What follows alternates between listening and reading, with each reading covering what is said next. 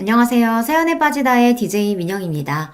오늘도 두 가지 사연 준비되어 있으니 재미있게 들어주시고요. 구독과 좋아요 버튼도 꾹 눌러주세요. 그럼 오늘의 사연 함께 만나볼게요.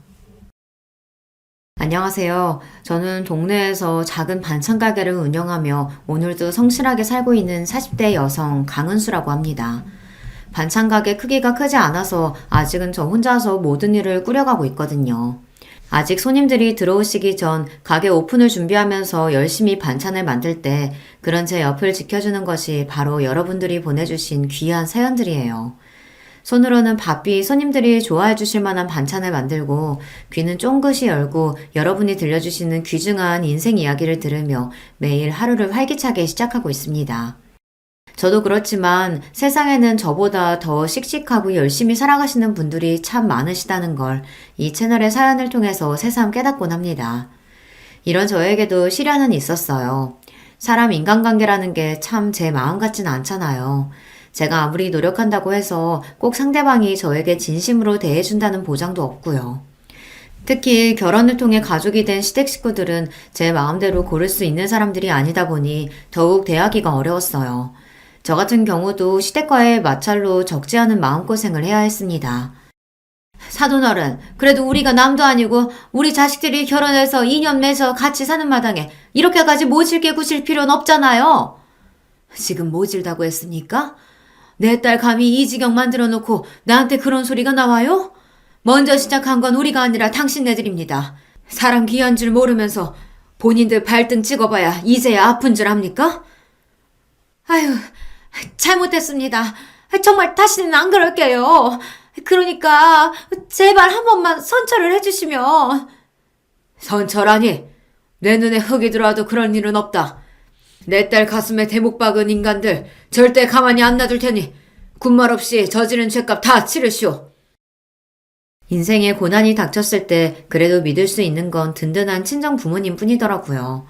특히나 저희 친정아버지가 아니셨다면 제가 그렇게 그동안의 한을 그리 속 시원하게 풀어낼 수 있었을지 하는 생각이 듭니다. 비록 부모님 가슴에 상처를 남게 해드려 죄송하고 또 죄송한 마음이지만 그럼에도 이런 못난 딸 자식 옆을 끝까지 지켜주신 친정 부모님께는 그저 감사할 따름이에요. 저는 어릴 적부터 일을 시작한 편이에요. 공부에 소질이 별로 없었던 대신에 제가 손재주는 제법 있는 편이었어요. 특히 제 적성에 맞는 건 요리였어요. 그렇다고 해서 무슨 양식이나 베이커리 같은 요리보다는 반찬류나 국, 찌개 같은 한식 반찬을 만드는데 흥미가 있었습니다. 아유, 이런 거야 시집가면 평생 죽을 때까지 해야 되는데 뭘 지금부터 그렇게 고생을 하려고 들어.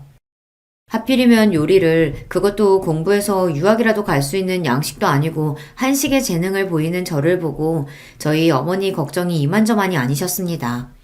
엄마 입장에서는 평생 가족들 해먹인다고 지긋지긋하게 부엌에 붙어서 사셨을 텐데 본인 딸도 그렇게 살 거라고 생각하니 가슴이 답답하셨겠죠.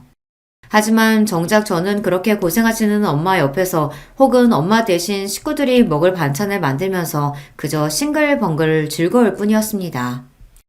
왜? 그래도 우리 딸이 하는 음식이 어찌나 맛있어. 저 조망만한 손에서 어떻게 이렇게 맛있는 음식이 뚝딱 나오는지 기특하지 않아? 기특이야 하죠. 제 엄마 고생할까봐 싶어서 부러 더 도와주는 것도 알고. 그치만 자기가 너무 고생스러울 테니 그게 걱정이라 그렇지. 걱정하지 마. 우리 은수 얼마나 똑 부러졌는데. 당신도 알잖아. 제 앞가림 정도야 혼자서도 충분히 알아서 잘할 수 있는 애야. 그렇게 고등학교를 졸업하자마자 한식집에 취업해 막내로 들어가면서 저는 밑바닥부터 경험을 하게 되었습니다. 일은 결코 쉽지 않았어요. 본격적인 조리를 첨가하는 것 또한 쉽지 않았지만 그 외에 허드렛 일이 정말이지 끝도 없었습니다. 바쁘기도 바빴지만 힘써야 할 일도 워낙 많았기 때문에 온몸에 파스를 달고 살아야 했어요. 그럼에도 불구하고 음식을 하는 근처에서 일할 수 있다는 것만으로도 즐거웠습니다. 비록 손에는 칼에 베인 크고 작은 상처들이 수두룩하고 맨날 근육통을 달고 사는 딸 자식을 보며 속상해하시는 부모님이셨지만 말입니다. 아휴, 이 꽃다운 나이에 손이 이게 뭐람. 내 새끼 이 어린 나이부터 벌써 돈 번다고 고생 많다. 에이, 고생은 무슨. 젊어서 고생은 사서도 한다잖아. 나는 나 하고 싶은 거 공짜로 배우는 거나 다름없는데 이만하면 수지 맞은 장사지. 말이나 못하면, 아유, 제발 다치지만 마, 다치지만. 알았어, 조심할게요. 사실 제가 처음 일하러 들어간 자리가 금방금방 사람이 빠지는 자리이긴 했어요. 그만큼 노동의 강도도 센 편이고 정말 이 일을 제대로 배워보겠다는 마음가짐을 가진 사람이 아니면 오래 버티기가 힘든 자리였습니다. 그런 자리에서 갓 고등학교 졸업한 제가 악착같이 버티고 있는 걸 보자 늘 엄하기만 하셨던 사수분들도 차츰 제게 정을 주시기 시작했어요. 은수가 우리 막내보다도 어린데 어쩜 이렇게 손이 야무지고 성실한지. 나중에 크게 돼도 정말 크게 될 거야. 두고 보라니까? 그래. 은수가 참 요즘 애들 같지 않지.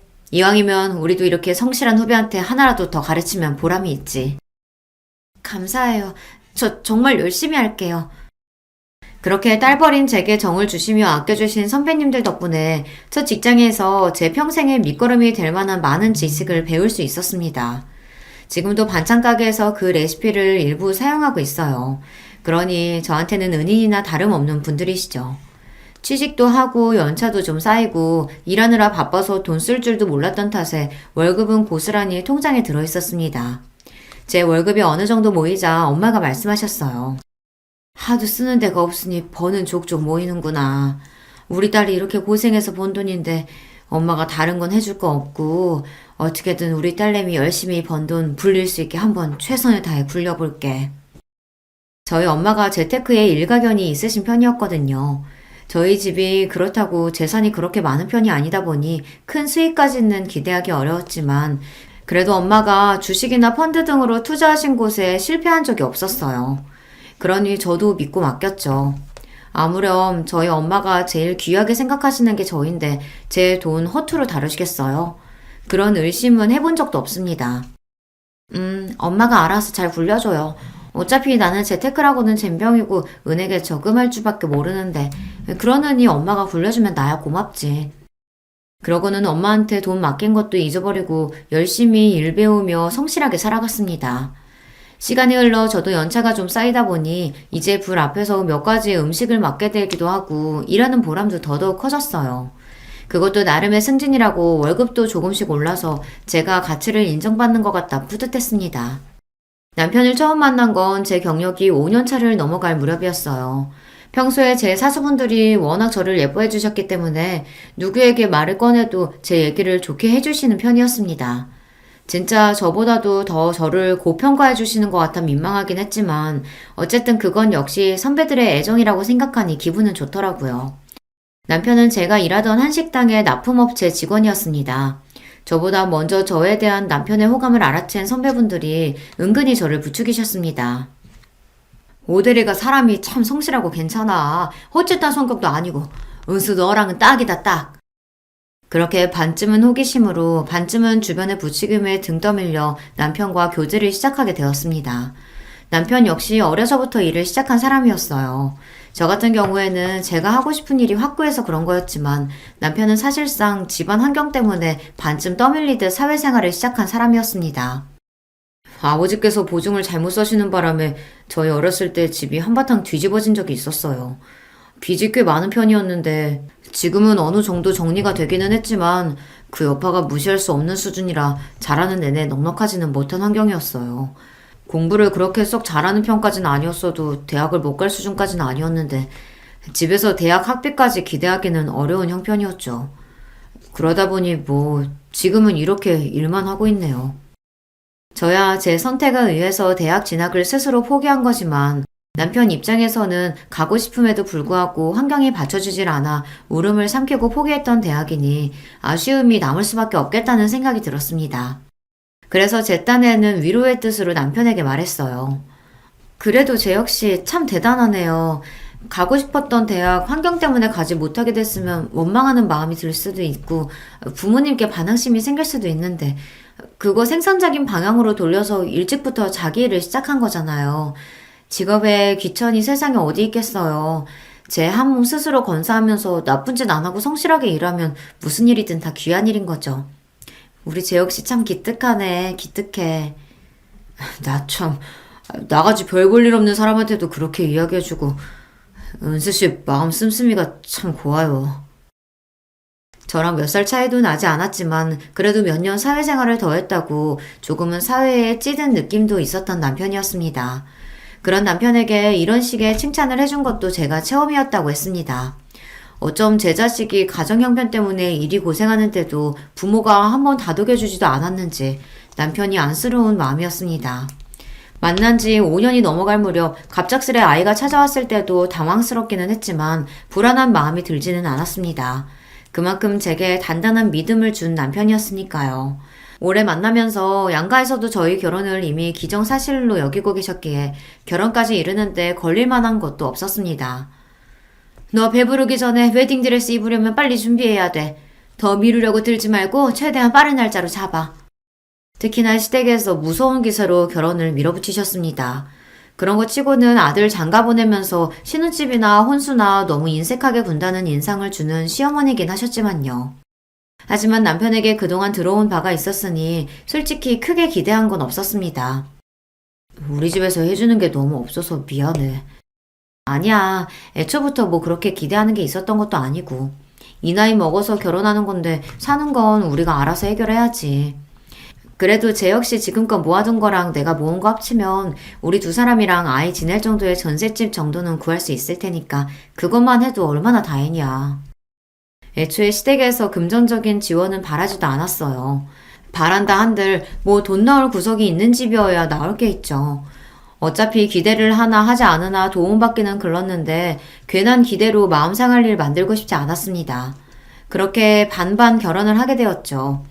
신혼집 전세금으로 들어간 돈도 반반, 가전으로 들어간 돈도 거의 반반이었습니다. 물론 뒤에서 저희 친정 부모님이 제게 따로 챙겨주신 것도 있었어요. 남편 집에서 워낙 해주는 것도 없는데 저희 집에서 먼저 나서기도 남편 입장에서 민망할 수도 있다는 생각이 들어 제가 별 말은 하지 않았지만요. 그래도 내 새끼 시집 보내는데 부모가 돼서 어떻게 아무것도 안 해줘. 이건 아빠가 따로 챙겨주니까 살면서 네가 필요한 일 있으면 주저하지 말고 써. 결혼해서 살다 보면 알게 모르게 돈 들어갈 일 적지 않아. 그럴 때 믿는 구석으로 이거라도 갖고 있으면 좀 나을 거야. 아빠 정말 감사해요. 생각지도 못하게 아빠한테서 제 명의로 된 통장을 하나 받게 되었습니다. 제법 목돈이 들어있었던 통장을 보자 딸내미 시집가서 고생하지 말라는 부모님 마음 씀씀이가 느껴져 마음이 찡해졌습니다. 그리고 말이다 은수야.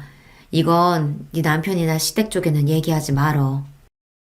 그러시면서 엄마가 저한테 통장 하나를 더 내미시더라고요. 그걸 펼쳐보고 제가 얼마나 놀랐는지 몰라요. 거기 찍혀있는 금액이 웬걸 무려 2억이 넘는 돈이었습니다. 엄마, 이 큰 돈이 다 어디서? 놀랄 거 없어. 이거 다 네 돈이야. 네 돈이라고. 제가 직장생활 5년차까지 모은 월급들 다 저희 엄마한테 맡겼다는 얘기는 이미 말씀드렸었죠. 그걸 엄마가 어찌나 살뜰하게도 불리셨는지 거의 원금의 1.5배가 넘는 돈으로 불려놓으신 거예요. 운이 좋았어. 마침 같이 재테크 공부하는 지인들이 좋은 정보 물어주는 바람에 너도 그렇지만 엄마도 덕 좀 봤다. 이거는 우리가 도와주는 거 아니고 오롯하게 네 돈인 거니 잘 갖고 있어. 괜히 남편이나 시댁에 얘기해서 헛바람 들게 하지 말고. 정말 살면서 이 돈 없으면 죽겠다 싶을 때 그럴 때나 써. 알았지? 나 진짜 생각도 못했어. 사실 엄마가 따로 돌려주지 않으셨으면 그대로 잊고 지나갈 수도 있었어요. 그래도 5년을 모은 월급이니 적은 돈은 아니지만 자식이라고 제가 지금까지 크게 해드린 것도 없는데 부모님 드린다고 해도 아깝지 않은 돈이었습니다. 왜 시집가면서 그때까지 번 돈 다 친정에 주고 가는 신부들도 있다고 하잖아요. 그래도 저는 연차 쌓인 이후로 다시 월급 모아놓은 게 꽤 돼서 그걸로 전셋집도 얻고 했으니 그래도 크게 서운하지 않을 거였습니다.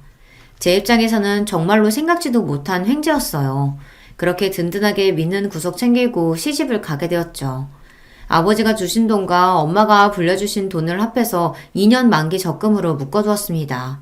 비록 전셋집이긴 해도 남편과 열심히 일해 함께 마련한 집도 있었고 아이 태어나면 이래저래 돈 들 때가 많겠지만 그래도 아직 목돈 들어갈 일이 급하지는 않았으니까요. 아이가 좀 더 크고 만약 아이가 또 생긴다면 지금보다 더 집 넓혀서 이사 가야 하니 그때 쓰더라도 늦지 않다고 생각했죠. 이건 남편에게 얘기를 해야 하나 말아야 하나 잠깐 고민이 되었지만 결혼 전에 친정 부모님께서 신신당부하셨던 말씀이 생각나 말을 삼켰습니다. 어차피 집 살 때 이야기해도 늦지 않을 거라고 생각했어요. 남편과 결혼을 하고 나서 정말로 한 식구가 되고 나니 그제야 시댁 사정을 자세하게 알 수 있게 되었습니다. 시댁에서 그동안 제대로 돈 번 사람이 남편밖에 없다는 건 이미 알고 있었어요.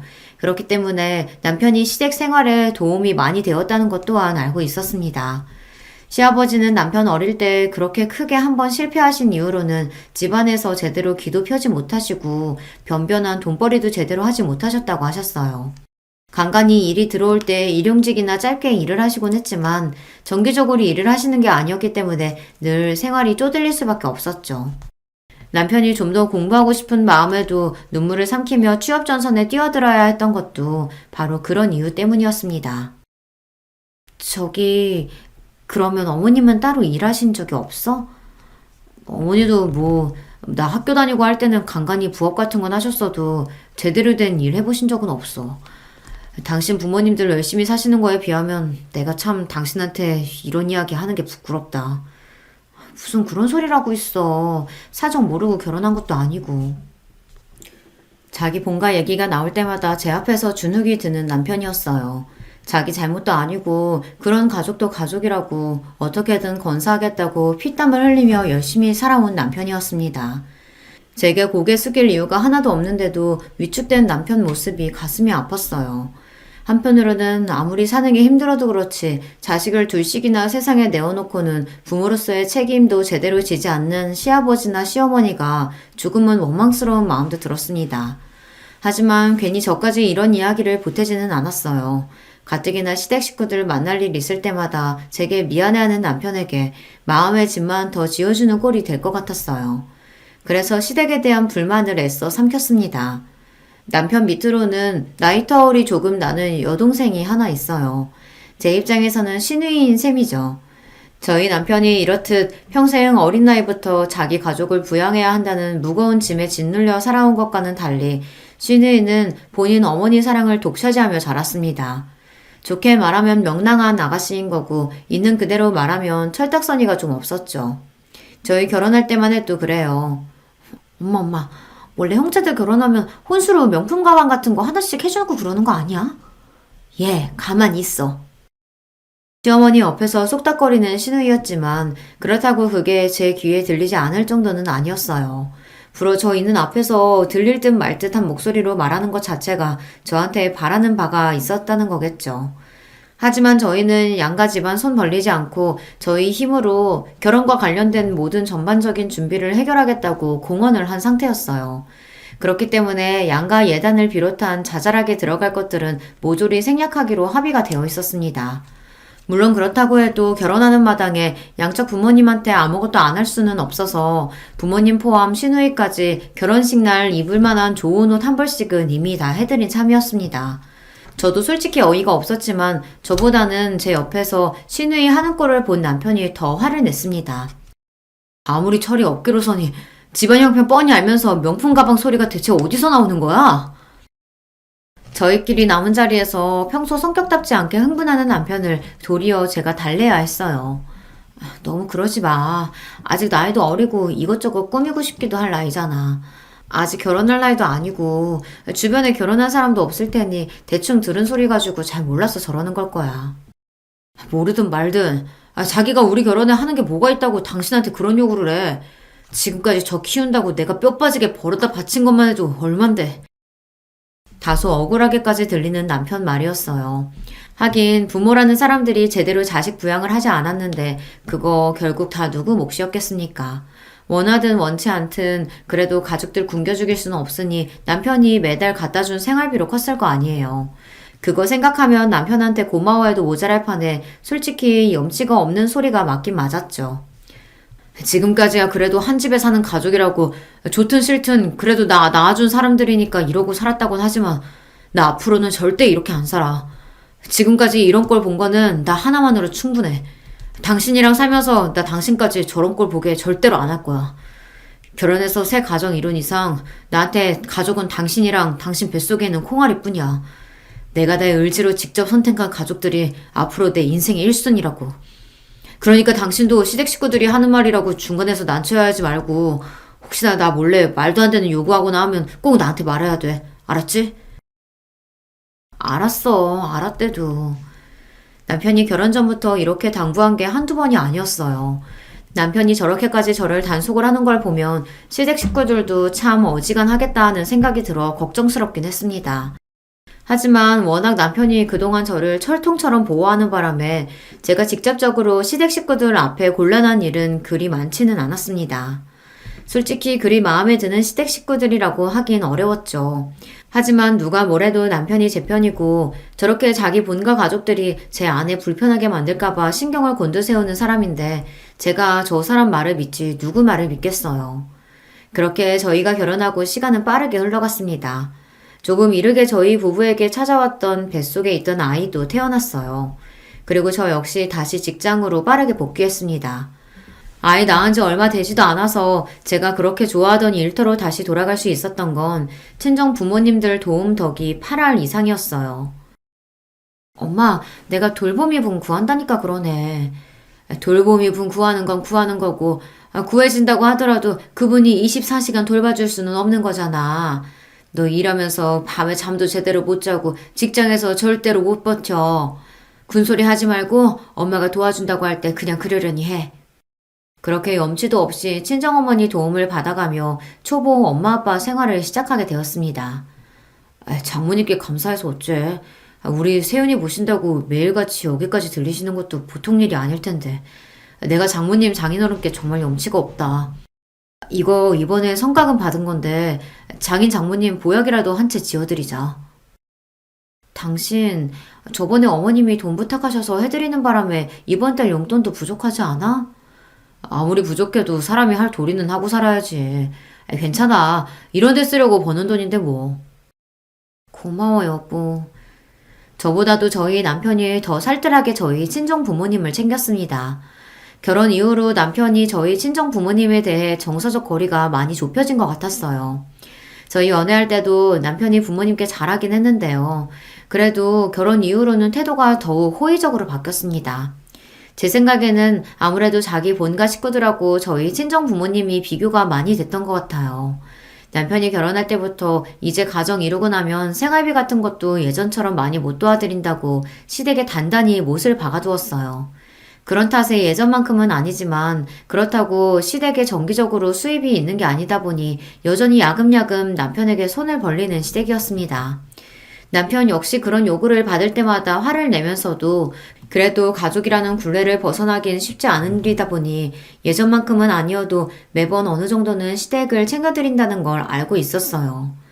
그러면서도 저한테 따로 도움을 요청하거나 혹은 시댁에서 저한테 따로 돈을 요구하지 못하도록 신경을 쓰는 남편이었습니다.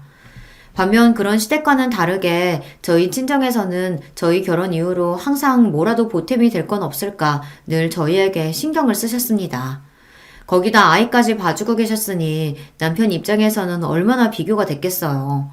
저희 가족들도 저희 친정 식구들이 그렇게 저희를 달리 대하다 보니 남편은 그걸 부끄러워하면서도 항상 저희 친정 부모님을 감사하게 생각하고 있었죠. 그런 남편하고 비교하면 도대체 같은 배에서 나온 사람이 맞나 싶을 정도로 하는 모양새가 판이하게 다른 시누이였습니다. 남편하고 나이 차이가 조금 있다고 해도 시누이 나이도 이제 어엿한 사회인으로서 제 몫을 다해야 할 시기였어요. 그럼에도 불구하고 가끔 알바 나가는 것 말고는 제대로 된 일자리를 구할 생각을 안 하는 시누이였습니다. 어떻게 하는 짓이 자기 부모랑 그렇게 똑 닮았는지 생각해보면 오히려 남편이 그 집안의 돌연변이가 아닌가 싶을 정도였죠. 제 오빠가 두 눈 시퍼렇게 뜨고 있는데도 몰래 눈치 봐가며 저한테도 몇 번 용돈을 타간 적이 있는 시누이였습니다. 언니, 내가 진짜 급해요. 이번만요. 네? 부탁 좀 할게요. 그렇다고 남편이 그렇게 신신당부를 했는데 제가 호구도 아니고 매번 시누이 부탁을 들어주진 않았습니다. 하지만 이게 참 항상 거절만 하기도 쉬운 일이 아니더라고요. 큰 돈은 아니었지만 그것도 야금야금 모아보면 액수가 그리 적진 않았을 겁니다. 한 번은 그걸 남편한테 들키는 바람에 시댁이 발칵 뒤집혔었어요. 오제, 너 정신머리가 있어 없어? 네가 지금 나이가 한두 살 먹은 어린애야? 이 정도까지 해줬으면 이제 너도 네 앞가림은 알아서 네가 해야 할 거 아니야. 나도 모자라서 어디 네 새언니한테까지 손을 벌려? 그래도 제 오빠 무서운 건 알았는지 찍소리도 못하고 뒤에서 저만 원망스러운 눈빛으로 바라보는데 솔직히 어이가 없었죠. 꼭 제가 제 오빠한테 일러바치기라도 한 것처럼 쳐다보는데 잘못은 자기가 했지 제가 했나요?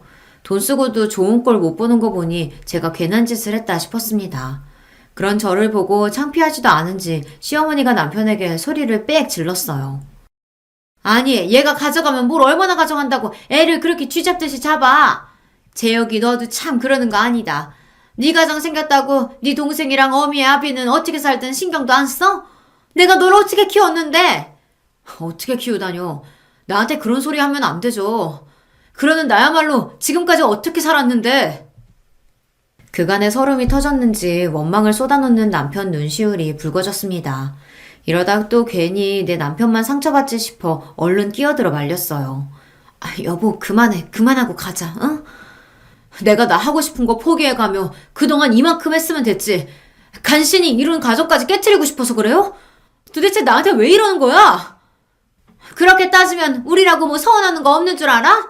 예, 내 아들이 너랑 결혼하고 나서 우리한테 얼마나 찬바람이 쌩쌩 부는지 뒤에서 네가 부추기기라도 한 거 아냐? 어머니! 남편이 경악에 찬 목소리로 소리를 질렀습니다. 할 거면 나한테만 해요. 나한테만. 이 사람까지 잡으려 들지 말고. 며느리 보기 창피하지도 않아요? 난장판도 이런 남장판이 없었습니다. 자식 이렇게 서럽게 해서 좋을 게 뭐라고 대체 시어머니의 심리 상태를 이해할 수가 없었어요.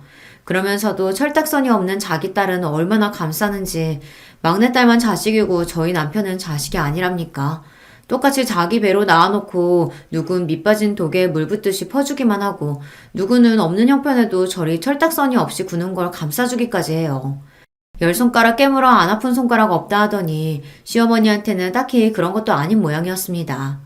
하필이면 그 덜 아픈 손가락이 사랑하는 제 남편이라는 게 가슴이 아팠어요. 가족에 대한 원망이 켜켜이 쌓여 있으면서도 쉽게 가족을 버리지도 못하는 남편이 그동안 얼마나 상처를 받았을지 속이 상했습니다.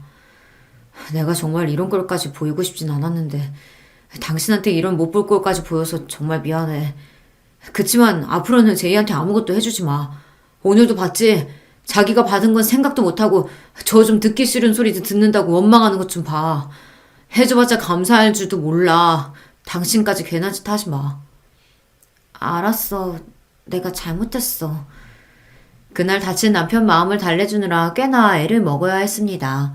마음 같아서는 남편이 시댁과 연을 끊었으면 싶었어요.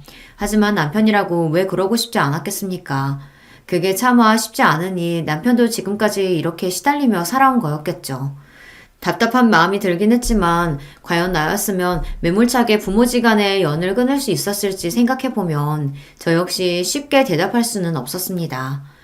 그렇게 여전히 대면대면하고 약간은 감정이 상해 있는 상태로 시댁과는 거리가 벌어져 있었어요. 불어 제가 시댁하고 가깝게 지내고 싶은 마음도 없었지만 남편이 워낙 도끼 눈을 뜨고 쳐다보고 있으니 제가 그러려고 했다 한들 그럴 수도 없었을 거예요. 그러던 와중에 뜻밖의 소식이 들려왔습니다. 바로 신우이의 결혼 소식이었어요. 아니 아가씨 어쩌려고? 지금까지 변변하게 일해놓은 것도 없고 당연히 모아놓은 돈도 없는데 무슨 돈으로 결혼을 하겠다는 거야? 제이 걔 애 가졌다더라. 뭐? 그러니까 신우이도 혼전 임신을 했다는 겁니다. 더 기가 막히는 건 신우이의 남편이 될 사람도 일정한 직업이 없다는 거였어요. 대번에 걱정부터 되더라고요. 솔직히 신우이가 잘 살든 말든 그거 자체는 그렇게 신경 쓰이지 않았어요. 그만큼 정이 있었던 것도 아니었고요. 하지만 그리 귀하게 여기는 신우이 반지 앞 월세방에서 신혼살림 시작하게 생겼는데 시어머니가 어디 가만히 있겠습니까? 결국은 제 남편을 들들 볶으려 들 텐데 그 생각을 하니 골이 깨지는 기분이었습니다. 소식을 듣고 걱정하긴 저희 친정 부모님 역시 마찬가지였어요.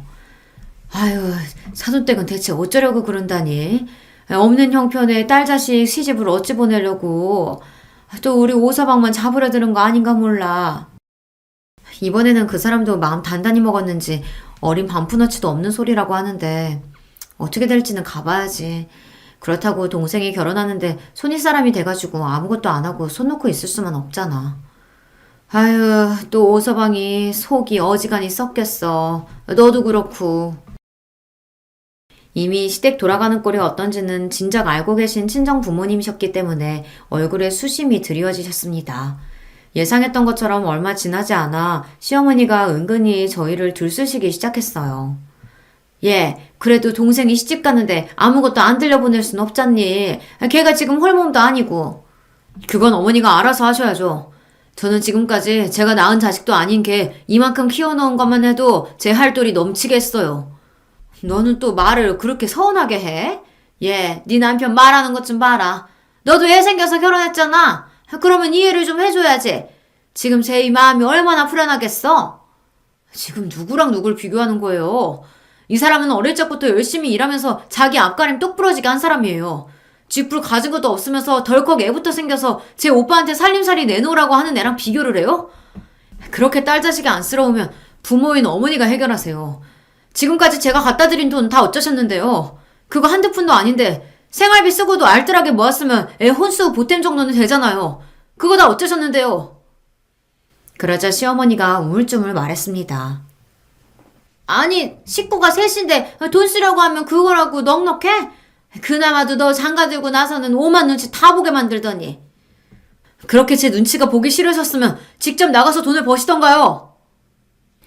남편이 버럭 소리를 지르는 바람에 그 대화는 그걸로 끝이 났습니다. 그러고 나서 신우이가 살살 저희 집으로 들락날락 거리더라고요. 이 집구석에서 돈 나올 구석이 저희밖에 없으니 어떻게든 저희 구슬리는 것 말고는 도리가 없었겠죠. 남편은 그런 신우이를 냉랭히 대했지만 돈까지 해주는 건 아니라 하더라도 제 입장에서 집에 찾아오는 신우이한테 문을 안 열어줄 수도 없잖아요. 그렇게 불편한 시간이 쌓여갔습니다. 언니가 말 좀 잘해주면 안 돼요? 곧 언니 조카도 태어날 건데. 말 맞다나 곧 엄마가 될 사람이 여전히 철딱서니가 없는 게 사람 복장을 뒤집어지게 할 지경이었으나 이번만큼은 남편도 호락호락하지 않았습니다. 저 역시 뭐 예쁘다고 도와주자는 소리가 쉽게 나오겠어요. 와중에 친정어머니로부터 전화가 와서 잠시 전화를 받으러 발코니로 나왔습니다. 엄마 왜요?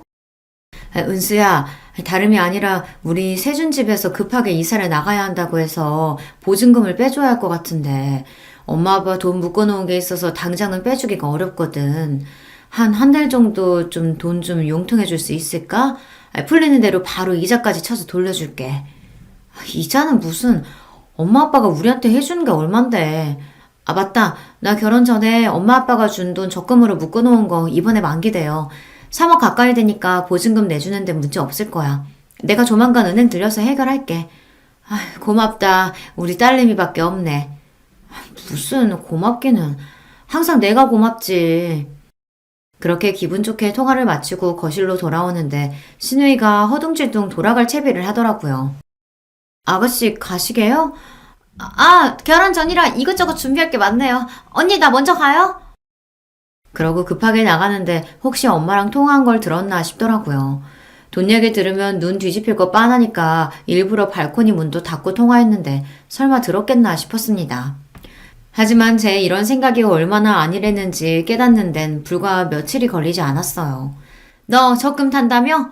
한두 푼도 아니고 3억이나 되는 돈을 받으면서 어른한테 이야기도 안 해? 저희 집까지 쳐들어와서는 마치 저한테 맡겨놓은 돈 찾는 것처럼 구는 시어머니였습니다. 시어머니 뒤로 고개만 빼꼼 내밀고 숨어있는 신우이는 덤이었죠. 제가 조심을 한다고 했는데 어떻게 저 적금 탄다는 소리를 들었는지 그 소리 듣고 눈이 뒤집혀서 헐레벌떡 제 어미한테 달려간 거였어요. 저는 기가 막혔습니다. 제가 적금 타는 걸 어머니께 보고해야 할 필요는 없죠. 얘 말하는 것 좀 봐. 어떻게 그럴 필요가 없어. 그게 다 내 아들 돈일 텐데. 저도 모르게 너무 기가 차서 헛웃음이 나왔습니다. 이게 왜 그 사람 돈이에요? 이거 제가 결혼 전에 모은 돈이에요. 그 사람하고 같이 모은 돈이라고 한들 어머니가 이렇게 맡겨놓은 돈이라도 된 것처럼 하실 권리는 없지만 결혼 이후로 모은 돈은 한 푼도 들어가지 않은 순전히 100% 제 돈이라는 말씀이에요. 그동안 제가 열심히 일하면서 모은 거 저희 부모님이 열심히 불려주신 제 돈이에요. 그 말을 듣는 순간 책 잡을 거리가 떨어져서인지 멈춰서서 당황해하는 시어머니였습니다. 하지만 이내 다시 뻔뻔하게 저에게 외쳤어요. 그래도 우리 집에 시집 왔으면 그것도 다 우리 재산인 거지. 너 그 돈 좀 써야겠다. 제가 너무 어이가 없어서 대꾸도 못하고 경악한 표정으로 쳐다보고 있자 시어머니가 또다시 뻔뻔하게 입을 열었습니다. 넌 네 시누이가 결혼하는 거 뻔히 알면서 그 큰 돈을 타서 입 싹 씻고 넘어가려고 했어? 니들이 안 해주면 얘 홀몸도 아닌데 길바닥에 나앉게 생겼어. 어떻게 오랍이고 올케라는 인간이고 이렇게 매정할 수가 있는지. 아휴, 애 신혼집이라도 좀 해주게. 그 적금 타면 나한테 가지고 와라. 이쯤 되니까 저도 좋은 말로 해서는 안 되겠더라고요. 결혼 후 처음으로 시어머니 앞에서 큰 소리를 쳤습니다. 제가 왜 그걸 가지고 가요? 어머님이 저 이 돈 모으는데 단 한 푼이라도 도와주신 거 있으세요? 무슨 권리로 저한테 돈을 내놔라 마라 하시는 거예요? 정말 창피하지도 않으세요? 지금까지 제 남편이나 저한테 야금야금 가져간 돈만 해도 적지 않은 액수인데 이제는 아무 상관도 없는 제 돈까지 욕심내세요? 바락바락 대드는 제 목소리에 시어머니 얼굴이 불그락 푸르락 변했습니다. 그러더니 손바닥을 확 쳐들어 제 뺨을 내리쳤어요. 저도 너무 놀라서 온몸이 덜덜 떨렸습니다. 그렇게 정신을 차리지 못하는 저에게 시어머니가 미친 여자처럼 소리를 질렀어요. 감히 어디서 시애미 앞에서 소리를 치고 있어? 너니 친정에서 그따위로 가르쳤니? 이게 돈 몇 푼 가지고 유세를 떨어도 유분수지? 야! 너 그렇게 잘났어?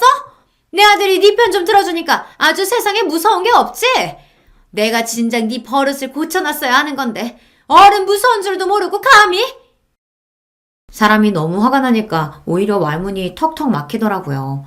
그런 제 꼴을 보고 제 어미 뒤에 숨어있던 시누이가 슬그머니 제 엄마를 부추겼습니다. 아, 엄마, 이쯤 했으면 언니도 알아들었겠지. 그쵸?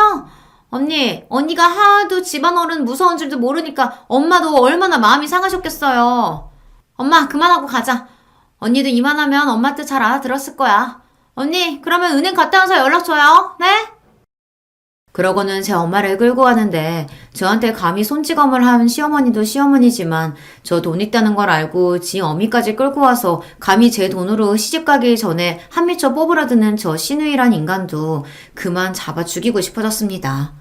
그 두 인간이 폭풍처럼 휘몰아친 자리에서 차마 눈물조차 터트리지 못하고 부들부들 떨며 서 있었어요. 얘 은수야, 너 왜 그러고 섰어? 어머, 얘 얼굴이 왜 이래? 저희 아이 봐주러 오셨다가 뺨을 맞아 엉망으로 부은 채로 넋을 빼놓고 서 있는 저를 보고 친정 부모님께서 기함을 하셨습니다. 아버지께서 간혹 주중에 쉬시는 날에는 어머니와 함께 아이를 봐주시곤 하셨는데 마침 그날이 그랬던 거예요. 뭐야, 누가 이랬어? 감히 내 딸 얼굴을 누가 이 지경으로 만들었어, 어? 그제야 서름에 눈물이 뚝뚝 떨어지기 시작했습니다. 이내 제 작은 울음소리는 오열로 변해갔어요. 그렇게 한참을 엄마 아빠 품에 안겨 한참을 펑펑 울고 난 다음에 일의 자초지종을 말씀드렸습니다. 이 미친 옆에 내가 감히 나 아버지 귀한 딸 얼굴을 이따위로 만들어? 내 이 옆에 내를 그냥... 당장이라도 시댁으로 달려가 절단을 낼 기세인 엄마였어요. 아빠, 엄마, 나 정말 억울해서 못 살겠어. 나 그 여자한테 내 돈 단 한 푼도 안 뺏길 거야. 내가 이 돈을 어떻게 모았는데... 엄마 아빠가 무슨 마음으로 나한테 이 돈을 해줬는데 자기가 뭐라고 감히 이 돈에 눈독을 들여? 분노를 참지 못하고 있는 대로 악을 쓰는 저를 보고 저희 친정아버지 눈이 지글지글 끓어올랐습니다. 걱정 마라 은수야. 걱정하지 마. 네 시모라는 여자 절대로 네 돈에 손 못 댄다. 이 아빠가 절대로 그 꼴 두고 보지 않아. 무언가를 결심하신 듯 아버지 눈이 형형하게 빛났습니다. 그날 남편이 돌아올 때까지 제 곁을 지켜주시던 친정부모님께서 그 여자가 제게 저지른 만행을 고스란히 남편에게 알렸습니다. 어떻게 당신한테 이럴 수가 있어? 자라는 내내 자식 서럽게 만든 것도 모자라서 어떻게 당신한테 손찌검을 해? 사람이 어떻게... 남편 역시 제 어머니가 제게 손을 댔다는 사실을 알고 분노를 주체하지 못했습니다. 그런 남편을 보고 아버지께서 한 말씀 하셨어요. 자네, 끝까지 우리 편, 딸 편 들어줄 자신 있어? 자네 모친 등지고 우리 딸 편 들어줄 자신 있냐고. 은수와 결혼 결심했을 때부터 제 진짜 가족은 은수였어요. 저도 더는 이런 패까지 부리는 사람 제 가족이라고 감싸면서 못 살겠습니다. 울분에 가득 차 제 아버지 앞에서 맹세하는 남편이었습니다. 저 사람마저 제 편이 아니었다면 저 정말 억울해서 숨도 제대로 쉬지 못했을 거예요. 그렇게 서로 얼싸하는 저희 부부를 보시며 아버지께서 말씀하셨죠. 그럼 됐다. 그거면 됐어. 나머지는 이 아버지가 다 알아서 할 테니까 너희는 그 여자 연락 받아주지 말고 기다리고 있어. 그러고는 단박에 자리를 박차고 일어나시는 아버지셨습니다. 모르긴 몰라도 절대 조용하게 지나갈 수 없으리란 예감이 강하게 들었죠. 저희 아버지가 평소에 다정하고 상냥하신 분이기는 해도 한번 마음먹은 것은 집요하게 물고 늘어지시는 분이셨습니다. 그런 성격 탓에 업무적으로도 아버지를 신뢰하시는 동료분들이 많았고요.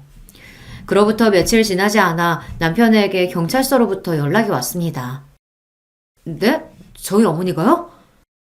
올 것이 오고야 말았구나 하고 생각했어요. 저는 그 길로 남편과 함께 연락받은 경찰서를 향했어요. 그곳에는 이미 저희 친정아버지가 장승처럼 당당하게 버티고 서 계셨습니다. 왔니? 들어가자. 앞서 들어가신 아버지를 따라 저희 부부도 경찰서 안으로 들어갔어요. 그러고는 차가운 유치장 철장 안에 갇힌 시어머니를 목도하고 말았죠. 재혁아, 얘 아가, 나 좀 꺼내줘. 이 엄마 좀 꺼내다오. 어? 뭐예요? 대체 무슨 짓까지 했길래 여기서 이러고 있는 거예요? 제 어미에 대한 일말의 동정심도 없는 말투로 남편이 싸늘하게 물었습니다. 곁에 서 있던 남편에게 연락을 준 형사가 말했어요. 불법 도박장에서 현장 검거당하셨습니다. 여기 들어오면서부터 얼마나 시끄럽게 난리를 치던지 아주 정신이 없어 죽겠어요. 그 말에 남편 눈이 획 돌아버렸습니다. 도박?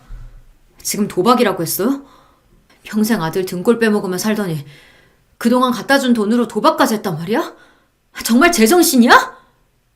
아무리 남편이 결혼 이후로 시댁에 보내는 돈이 줄었다고 하더라도 절약해서 아껴 쓰면 새 식구 입에 풀칠하지 못할 정도의 돈은 아니었습니다.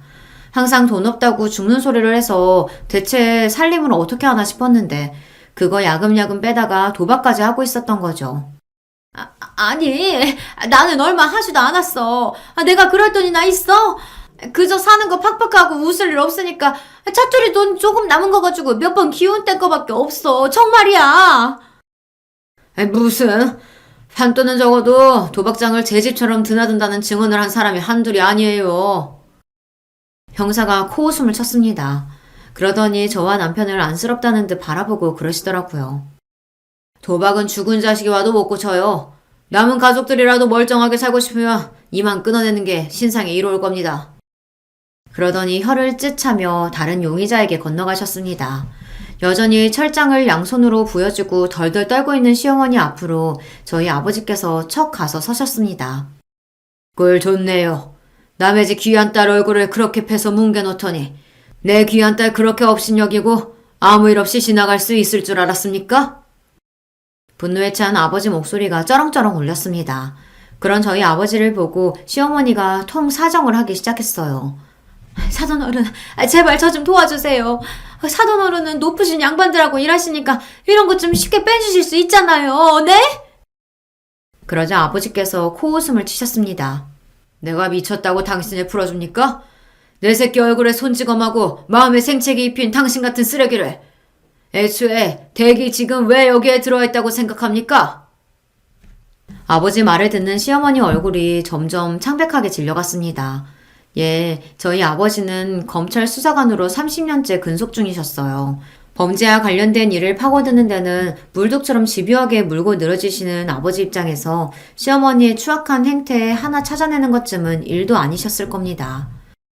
내 딸, 내 사위 등쳐먹은 돈으로 도방장까지 들어드는 걸 알았을 때 내가 당신 잡아 죽이지 못해 피가 거꾸로 솟는 줄 알았어.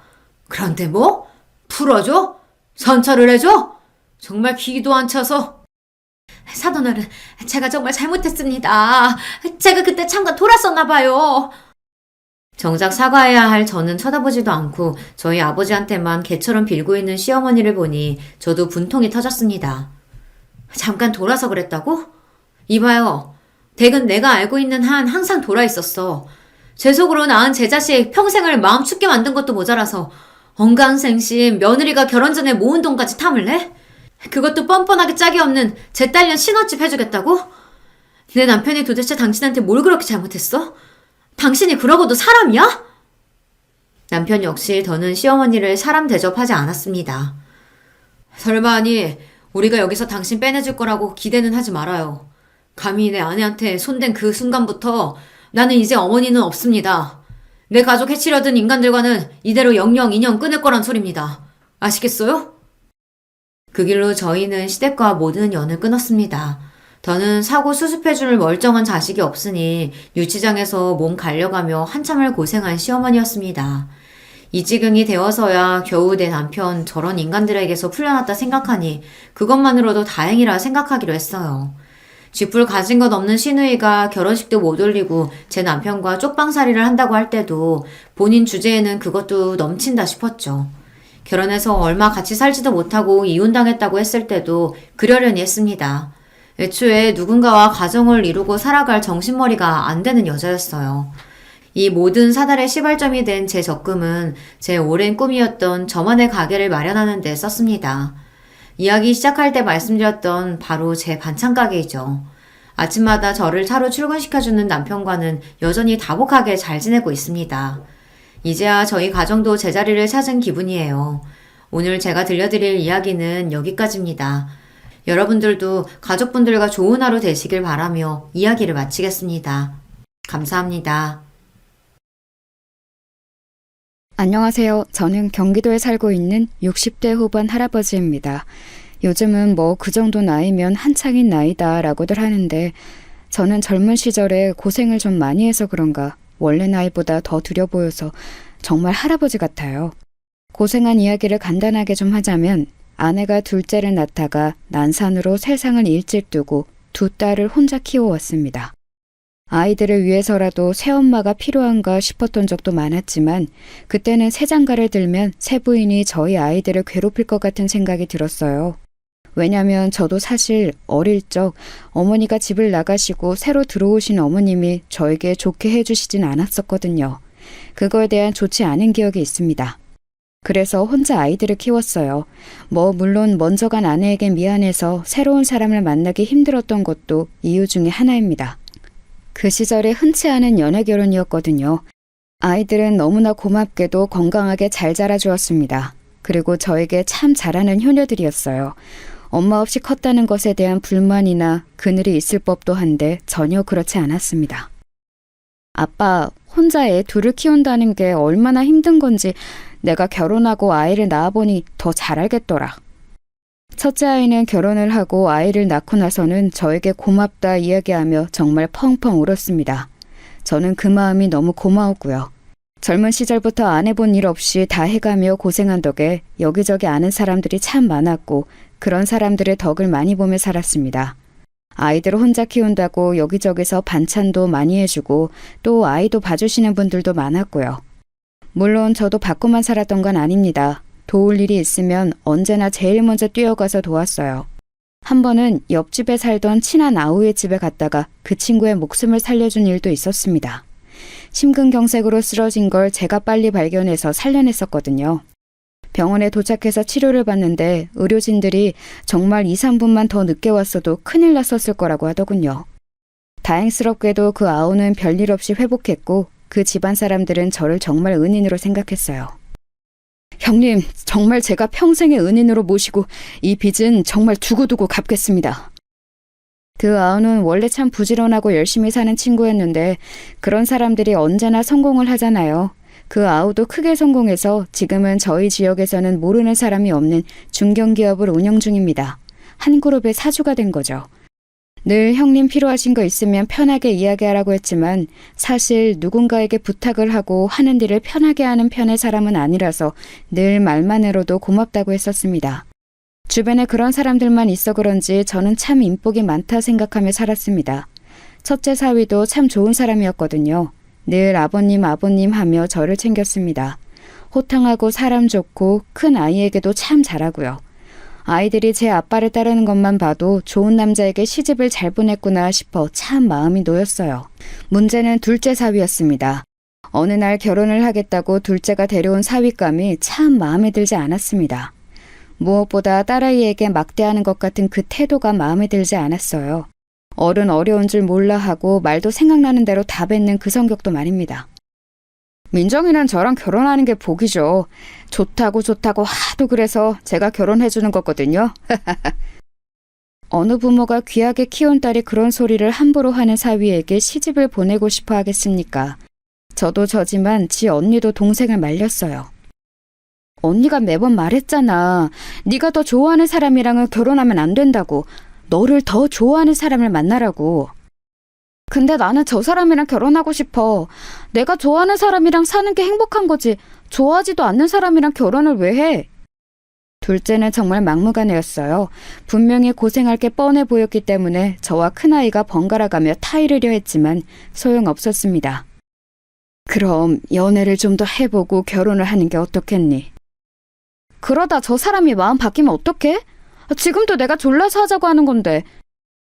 그니까 그건 졸라서 하는 결혼은 하는 게 아니라니까. 너무 좋은 걸 어떡해. 나 저 사람이랑 결혼 못하면 죽을 것 같단 말이야. 도저히 설득이 되지 않았어요. 허락해주지 않으면 도망이라도 가서 결혼하겠다 으름장을 놓는 작은 딸에게 져줄 수밖에 없었습니다. 자식 이기는 부모가 어딨겠어요. 결혼하고 철드는 남자들도 많으니까. 나는 진짜 모르겠어. 아직도 안 했으면 좋겠는데. 내가 잘 교육해볼게. 모든 집안 식구들의 걱정을 한 몸에 받으며 작은 딸은 그렇게 모두가 달가워하지 않는 결혼을 했어요. 도대체 그래서 일은 언제 시작한다고 하던? 내가 자리 소개시켜 줄 수 있다고 말은 전했어? 그중 제일 마음에 들지 않는 것이 바로 제 밥벌이를 제대로 하지도 또 제대로 할 생각도 없어 보인다는 것이었어요. 작은 딸이 혼자 벌어 집안 생활을 책임졌습니다. 그럼에도 불구하고 자기 남편에게 큰 소리 한번 제대로 못하는 것 같아 보였어요. 정말 속이 터졌지만 매번 이렇게 말하는 통에 간섭을 할 수가 없었습니다. 다들 절대 그 사람한테 싫은 소리 하지 마. 나 진짜 그 사람 없이는 못 산단 말이야. 큰아이는 그 모습에 답답해 죽으려 했고 저는 너무 속상했지만 그래도 뭐 어떻게 할 수 있는 방법이 없었어요. 그러던 중에 작은 아이가 임신을 했습니다. 그러면서 더 이상 일을 하지 못하게 되었어요. 원래 작은 아이가 주는 돈으로 집에서 놀고 먹던 둘째 사위가 어느 날 저에게 와서 그러더군요. 아버님이 소개시켜 주신다는 그 회사가 어떤 회사인가요? 드디어 일할 마음이 생겼나 싶어 기뻤습니다. 아이 아버지가 되면 철이 드는 경우도 있다고 하더니 사람이 달라지나 보려구먼. 그리고는 제가 목숨을 살려줬던 그 친구 회사에 부탁해 취직을 시켜줬어요. 물론 그 회사 사주가 저와 지인이라는 이야기는 작은 사위에겐 하지 않았습니다. 아직은 믿음이 완전히 가지 않았기 때문에 그걸 무기 삼아 회사에 혹여 피해를 줄까 싶었거든요. 하지만 걱정과 달리 작은 사위는 회사에 잘 적응하는 듯 했어요. 전에 듣기로는 일도 곧잘 한다고 하더군요. 진짜 정신을 차렸나 보네. 사람 고쳐 쓰는 거 아니랬는데 나는 아직 더 봐야 할 것 같아. 그래도 요즘은 형님 하면서 나한테 연락도 자주 해. 다음 주에 술 한잔 하기로 했는데? 거기서 당신이 요즘 무슨 생각을 하고 사는지 좀 물어나 봐. 그리고 며칠 뒤 큰아이가 전해주기로는 작은 사위가 자기도 이제 한 가정의 가장이 된다는 실감이 확 들면서 책임감이 생겼다고 하더라는 말을 했다고 하더군요. 아이의 아빠가 된다는 걸 가볍게 생각했었는데 작은 아이를 따라간 산부인과에서 아이 심장 소리를 들으니 자기가 이제 진짜 아빠가 된다는 생각과 함께 인생을 대하는 마음가짐이 확 바뀌었다고 말이죠. 정말 반가운 소식이었습니다. 그래서 그 뒤로는 큰 사위와 작은 사위를 불러 셋이서 종종 술도 마시며 잘 지냈어요. 셋이서 이렇게 술 한잔하는 날도 오네요. 그러게나 말이네. 제가 그동안 너무 격조했죠. 앞으로는 이런 자리 자주 가져요. 그렇게 평화로운 나날들이 지속됐습니다. 이제는 정말 좋은 일만 있을 줄 알았어요. 하지만 그건 섣부른 판단이었습니다. 어느 날부턴가 집에 가만히 앉아있는 것이 조미쑤시기 시작했어요. 원래 워낙 젊었을 때부터 이런저런 일을 많이 하고 쉬지 않고 살아왔던 탓에 좀만 오래 쉬어도 조미쑤셔왔거든요. 원래 일하던 회사에서 정년퇴직을 하고 이제는 고생하지 말고 쉬라는 딸들의 잔소리를 들으며 좀 쉬려 했지만 도저히 안 되겠더라고요. 제가 목숨을 구해줬다는 이웃집 아우와는 자주 만나서 술을 한 잔씩 하는 편인데 자기 회사 1층에 경비분이 갑자기 쓰러지셔서 병문안을 갔다 왔다는 이야기를 하더군요. 자네가 진짜 대단하네. 경비 쓰러진 걸로 사주까지 병문안 가는 회사가 어딨어? 원래 사람을 잘 대해야 오래 가는 거예요, 형님. 그렇지. 제가 인복이 있잖아요. 그러니 사람에게 더 잘해야죠. 형님도 제복이고. 그렇게 이야기를 나누고 있다가 문득 생각이 들었습니다. 그럼 그 경비 보시던 분은 어떻게 되시는 건가? 그만두시는 건가? 아프다는 이유로 그만둬라 하는 그런 짓은 못하죠. 당분간 병가 처리할 건데 그 사이에 잠시 일해주실 분 구하는 것도 골치인가 보더라고요. 언제부터 언제까지만 일해라 이렇게 사람 구하는 것도 제 경영 철학에서 벗어나는 거고. 그럼 내가 그분이 돌아오실 때까지 거기서 일하는 건 어떨까? 형님이요? 괜찮으시겠어요? 뭐 어때? 힘든 일도 아니고 안 그래도 좀이 쑤셔 죽는 줄 알았는데 잘 됐지. 형님이 하시고 싶으시면 그러세요. 근데 사위가 일하는 회사에 경비로 일하는 게 괜찮으시겠어요? 그런 거 부끄러워하고 그러지 않아. 나도 사위도 이제 철이 많이 들었어. 사람 됐다니까. 그거 참 다행한 일이네요. 그럼 형님이 일하시고 싶으실 때부터 나오세요. 제가 말해두겠습니다. 그렇게 당분간은 제가 거기서 일을 하기로 이야기가 되고 나서 아이들에게 말을 했어요. 그랬더니 딸들은 다들 펄쩍 뛰더군요. 사서 고생을 왜 해요? 이제 저희가 용돈도 드리고 다 하는데. 그리고 아버지가 돈이 없는 것도 아니고. 네, 이제는 좀 편하게 지내세요. 나는 집에서 쉬는 게 불편한 사람이야. 너네도 알잖니. 도저히 좀이 쑤셔서 가만히 있을 수가 없다. 큰딸이 한숨을 쉬면서 고개를 절레절레 젓더군요. 예전에 사두었던 땅이 많이 올라서 집에 재산도 꽤 되었고 큰딸이 돈을 잘 버는 변호사에 작은 딸아이도 육아휴직을 내놓은 회사가 대기업이었거든요. 용돈을 늘 두둑히 받았기에 아이들은 더 이해를 할 수 없어 했습니다. 자식들 잘 키워놓고 이제 그 덕 좀 보고 사시지. 왜 고생을 하시겠다고. 큰아이가 다시 한번 말렸지만 제가 설득했어요. 길게 하는 것도 아니고 뒤에 아프신 분 돌아올 때까지 잠깐이라고 말이죠. 그렇게 경비원 일을 시작하게 되었습니다. 일은 생각보다 훨씬 할만했고 재미있었어요. 함께 일하는 다른 분들도 다들 좋으신 분들이었고 1층에서 인사를 주고받는 회사 직원분들도 다들 친절했습니다. 아우가 자기는 회사 직원을 뽑을 때 인성교육을 제일 확실하게 시킨다고 했던 게 기억이 나더군요. 여기 직원분들이 진짜 다들 친절해서 다른 곳에서 일할 때 생각하면 정말 천국 같아요. 그니까요. 막 뭐 먹으라고 가져다주고 그런다니까요. 전에 다른 회사에서 청소할 때는 맨날 무시받고 그랬었는데.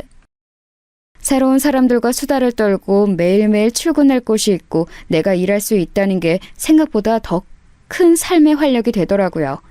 참 즐거웠습니다. 물론 그런 회사에도 이면이 있는 듯 했지만 말입니다. 그래도 이런 회사에도 할 건 다들 하더라고요. 할 거라니요? 불륜도 하고 그래요. 아이고, 회사에서 하라는 일은 안 하고. 그러게나 말이에요. 어느 회사와는 마찬가지로 별별 일이 다 있는 듯 했습니다. 그렇게 별 대수롭지 않게 그 일을 넘겼어요. 그래선 안 됐는데 말입니다. 작은 사위에게는 제가 이 회사의 경비로 일한다는 사실을 말하지 않았거든요. 어디에 취직한 건 아는데 자세하게는 이야기하지 않았습니다. 딸아이도 굳이 말하지 않은 것 같았고요. 그래서 처음 1층에서 마주쳤을 때는 작은 사위가 굉장히 당황하는 얼굴이었어요. 그리고 아는 척을 하려고 했는데 빨리 자리를 뜨더군요. 그리고 나중에 집으로 찾아와서 그러더라고요. 회사에서는 아버님이 제 장인 어른이라는 걸 모르는 게 좋지 않을까요? 처음에는 왜 그러나 혹시 장인의 경비로 1층에서 일하는 게 부끄러워서 그런가 하는 생각이 들었습니다. 뭐 그렇대도 어쩔 수 없었지만 말입니다. 꼭 굳이 아는 척을 해야 하는 것도 아니고 또 그런 사위의 마음이 이해가 가지 않는 것도 아니었거든요. 안 그래도 제가 어디 낙하산이냐 이런 말이 팀 내부에서 말이 좀 나오긴 해서요. 장인어른까지 이 회사에서 일하시는 걸 사람들이 알게 되면 그 소문이 더 크게 날 것 같아서 부탁드리겠습니다. 그런 일이 있는 줄은 몰랐구먼. 그래. 그러면 내가 모른 척을 해야지. 당연히. 그런 이유는 상상을 하지 못했기 때문에 되려 미안한 감정이 들더군요. 그리고 둘째 사위 말대로 모른 척을 하는 게 맞겠다는 결론을 내렸습니다. 그리고 회사에서 마주쳐도 모른 척을 했어요. 작은 사위는 회사 생활을 아주 잘하고 있는 것처럼 보였습니다. 마주칠 때마다 함께 다니는 직원들과 사이도 아주 좋아 보였고 말이죠. 회사에서도 아주 잘하는 것 같더라고. 그래요? 진짜 정신을 차렸나? 이제는 믿어도 될 것 같아. 제 말에 큰딸은 여전히 의심스러운 얼굴을 하긴 했지만 저는 가까이서 보니 작은 사위가 더 신뢰가 갔습니다. 사람들에게 잘하는 모습을 보고 말이죠. 아빠가 그렇다면 그런 거겠죠. 아빠 사람 잘 보시잖아요. 그렇게 또 몇 개월이 지나고 어느새 작은 딸아이의 산달이 다가왔어요. 작은 아이는 육아휴직을 다 쓰면 회사에 다시 복귀를 할지 말지를 두고 고민을 하는 듯 보였습니다. 무조건 복귀해야지. 무슨 소리를 하는 거야. 네가 그 회사에 얼마나 힘들게 들어갔는데. 게다가 거기가 좀 좋은 회사니? 월급도 네 남편 2배 아니야. 물론 돈도 중요하긴 한데 나도 일을 다시 시작하고 싶긴 해서. 근데 뭘 망설여? 남편이 내가 집에서 애 키우면서 살림했으면 좋겠나 봐. 얼씨구, 이제 지가 돈 번다 이거지? 큰아이는 아직 작은 사위를 완전히 마음에 들어하지 않았거든요. 저는 이제 작은 사위가 펑 마음에 들었기 때문에 편을 들어줬습니다. 남자들은 그럴 수 있어. 이제 회사에서 일도 적응하고 돈을 제대로 번다는 만족감도 있고 이래저래 가장 노릇을 제대로 하고 싶나 보지. 아, 그래도 얘 보고 하고 싶은 일을 포기하라는 건 말이 안 되죠. 그거야 당연하고 민정이도 복귀는 무조건 해야 하지. 근데 마음은 이해 간단 말이야. 아버지가 애기 대신 봐줄 테니까 너는 마음 푹 놓고 복직해. 아빠가 왜 또 그 고생을 해요. 싫어요. 그냥 제가 키울게요. 손주 보는 게 고생이라니. 너 나 못 믿어서 그러니? 내가 니들 다 내 손으로 키웠다. 아니, 그 말이 아니라 아빠 또 고생하는 거 싫으니까 그렇죠. 고생 아니다. 그리고 나도 아직 뭔가를 할 수 있다는 게 좋다, 나는. 그렇게 말하고 딸아이들을 돌려보냈어요. 어떤 면에서는 작은 사위가 기특하기도 하더군요. 이제는 자기 일에 제대로 욕심이 생긴 것 같아 보이는 게 말이에요. 그렇게 둘째 딸인 민정이가 아이를 낳았어요. 3개월 뒤에 복직한다고 회사에 말했다고 하더군요. 그 문제로 남편과 작은 언쟁이 있긴 했지만 아버지가 아이를 봐주시겠다고 했다 하니 작은 사위도 찬성을 했다고 말이죠. 근데 아버지 자리 원래 계시던 분은 다시 돌아오신대요? 나 그만둘 때쯤 나오실 수 있다고 했나 봐.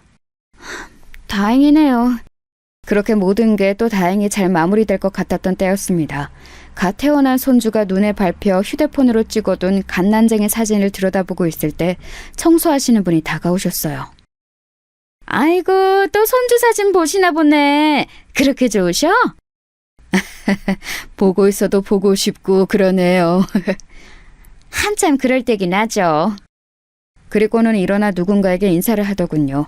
그래서 저도 시선을 들어 인사한 쪽을 바라봤습니다. 작은 사위와 함께 일하는 여자 직원으로 보이는 사람 둘이서 점심을 먹고 들어오는 듯 손에 커피를 들고 회사 안으로 들어오고 있더군요. 안녕하세요. 그래서 꾸벅 인사를 했더니 작은 사위와 그 여자 직원이 저를 향해 고개를 까딱하고는 건물 위로 올라갔습니다. 그 두 사람이 사라지고 제가 다시 휴대폰을 내려다보며 청소하시는 분께 손주 이야기를 더 하려고 고개를 들었는데 그분이 제 사위와 여자 직원이 사라진 곳을 빤히 쳐다보고 계시더군요. 왜 그러세요? 그랬더니 눈을 여전히 그곳에서 떼어내지 못한 채 앉으며 속삭이듯 말하더군요. 저 사람들이잖아요. 네? 뭐가요? 왜? 제가 전에 우리 회사에 유명한 불륜 커플이 있다고 했잖아요? 네. 그게 저 둘이에요, 저 둘. 그 말을 듣는 순간 머리를 누구한테 한 대 맞는 기분이 들었습니다. 전에 이야기했던 그 맨날 붙어먹는다는 불륜 커플이 제 사위라니요. 믿을 수가 없었습니다. 에이, 그거 확실한 거요? 제가 애써 부정하려는 듯 묻자 청소부가 단호하게 말하더군요. 저 둘 맞아요. 이미 회사에서는 아는 사람들은 다 알걸요? 그리고 저 둘이 비상구에서 쪽쪽거리는 걸 내가 봤는데? 그때부터는 사실 어떤 정신으로 거기에 앉아서 그 이야기를 듣고 있었는지 기억이 정확하게 기억이 나지 않아요. 둘 다 유부남 유부녀인데 간도 크지. 지들은 아무도 모르는 줄 알걸요? 사실 다 알고 뒤에서 수근거리는데 둘인 법인카드로 모텔도 간다고 막 직원들이 떠드는 것도 들었다니까. 이씨! 어디 가요? 그대로 회사를 나와 작은 딸을 보러 갔습니다. 왜 그랬는지는 모르겠지만 당장 딸아이의 얼굴을 봐야 할 것 같았어요. 하지만 병원에 도착해서는 병실 안으로 들어가지 못한 채 한참을 앉아 있었습니다. 그렇게 얼마간을 앉아 있었을까요? 누군가가 다가오는 느낌에 고개를 들었어요. 작은 사위더군요. 장인어른? 오셨으면 들어가 계시지. 왜 여기 이러고 계세요? 사람 좋아 보이는 얼굴을 하고 저에게 와서 넉살 좋게 이야기를 하는 사위의 얼굴을 보니 제가 낮에 들었던 이야기가 현실이 맞는지 모르겠더군요. 그래서 생각했습니다. 내 눈으로 확인할 때까지 믿을 수 없다고 말이죠. 그래, 들어가지. 병실에 함께 들어가 작은 사위가 딸아이에게 하는 행동을 유심히 봤어요. 하지만 정말 다정한 남편이었습니다. 자기의 아이를 보고 활짝 웃는 모습도 말이죠. 그래. 아니야. 아니겠지. 아빠 뭐가? 뭐가 아니야? 아무것도 아니야. 그렇게 오늘 들었던 이야기를 애써 부정하며 집으로 돌아갔어요. 아이고, 이씨 얼굴이 왜 이래? 한숨도 못 잔 사람 마냥. 어제도 갑자기 그러고 나가서 연락도 안 돼서 걱정 많이 했어. 아유, 죄송합니다. 몸이 좀 안 좋아서. 뭘 죄송하기까지. 그럴 수도 있지. 우리 나이에는 진짜 건강 잘 챙겨야 해. 진짜 큰일 나. 그래야 하죠. 그렇게 일을 하는 동 마는 동 집중을 제대로 하지 못한 채 점심시간이 됐습니다. 로비로 나오는 사위와 어제 봤던 그 여직원이 보였어요. 아이고, 저 둘은 또 붙어 다니네 그려. 저도 어제 들었는데 저 둘이 유명해요? 아마 자기들만 모를걸. 모두가 다 자기들 부른 이야기들 떠들고 있다는 거. 진짜 확실한 거 맞대요? 목격한 사람만 얼만데. 아마 조만간 큰일 치르지 싶어. 저렇게 조심성이 없어서 원. 저 병원 좀 다녀올게요. 아이고, 안색이 많이 안 좋네. 얼른 갔다 와. 로비를 벗어나는 두 사람을 무작정 따라 나섰어요. 아니겠지. 아니어야만 돼. 작은 딸아이가 이제 막 해산을 해서 병원에 누워있는데 이 현실을 정말 받아들이고 싶지 않았습니다. 어딘가 오해가 있는 거라고, 회사 사람들이 다들 착각을 하고 있는 거라고 그렇게 다독이며 그 둘의 뒤를 밟았어요. 그리고 마지막 제 그 기대는 정말 무참히 짓밟혔습니다. 두 사람은 주위를 두리번거리더니 손을 잡고서는 회사 근처의 한 모텔로 들어갔어요.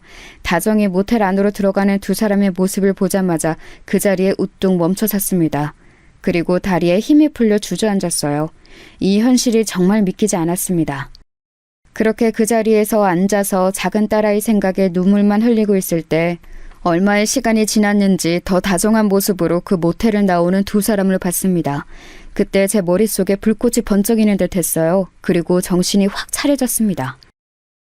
내 이 개자식을 가만두나 봐라.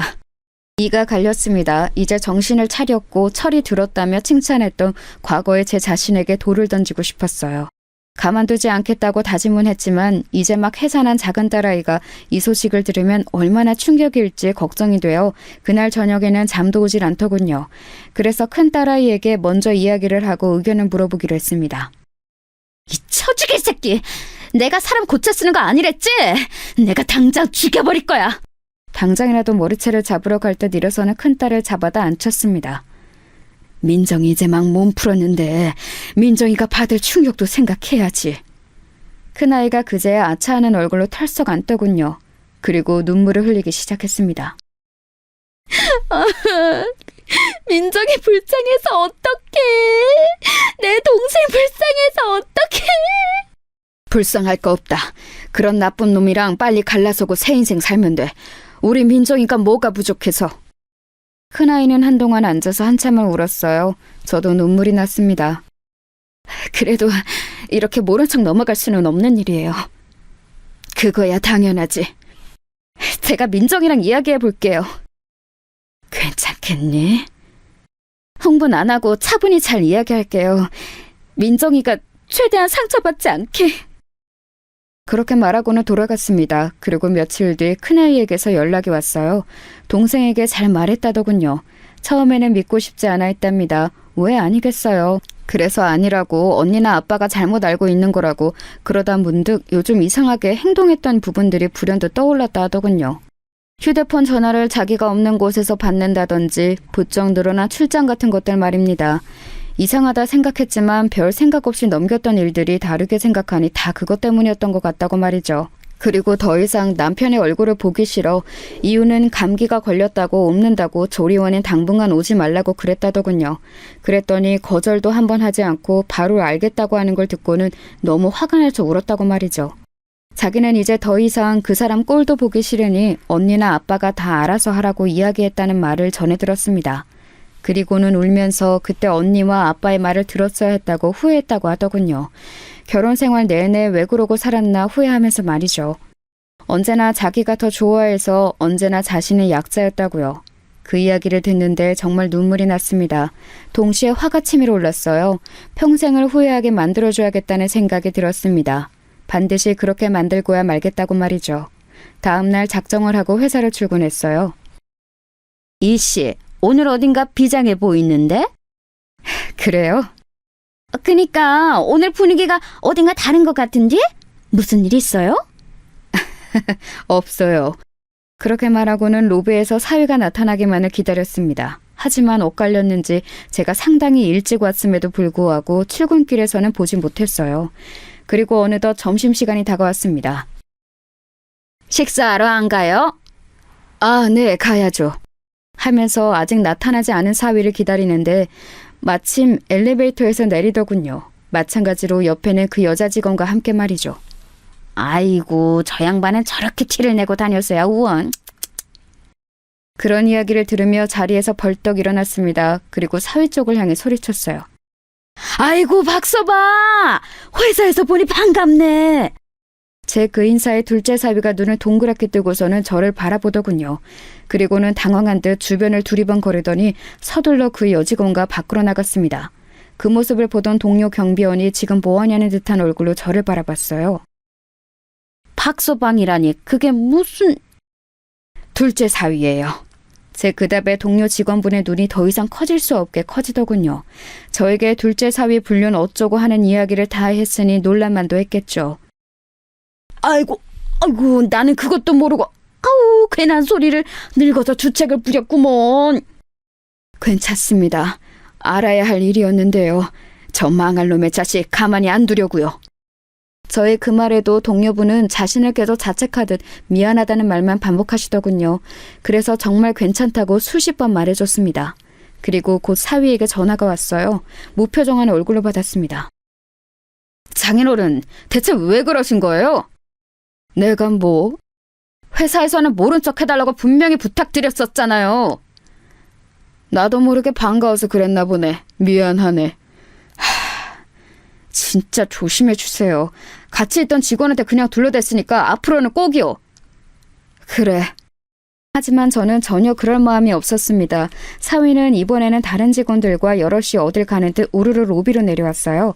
그리고는 저를 슬쩍 보고는 가더군요. 그 모습을 보고 다시 한번 벌떡 일어났습니다. 그리고는 사위를 향해 소리쳤어요. 아이고, 박서방! 지금 퇴근하나?